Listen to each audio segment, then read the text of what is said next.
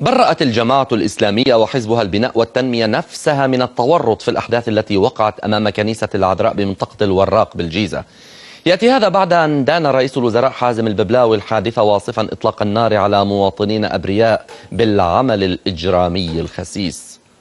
مفتي الجمهورية وفي بيان له اعتبر الاعتداء على الكنائس من الأمور المحرمة في الشريعة الإسلامية، ودعا المسلمين والمسيحيين إلى وأد الفتنة.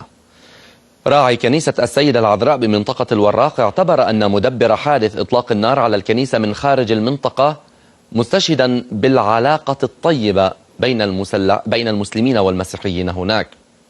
من جهته وصف التيار الشعبي الاعتداء على الكنيسة بالإرهاب الأسود الذي لن ينال من مصر. تمرد ألقت باللوم على الحكومة، معتبرة أن أي حكومة لا تحقق الأمن أو تطعم الشعب فاشلة وضعيفة. أما حزب النور السلفي فرأى أن الهجوم هذا إجرامي يهدد بفتنة تعصف بالوطن.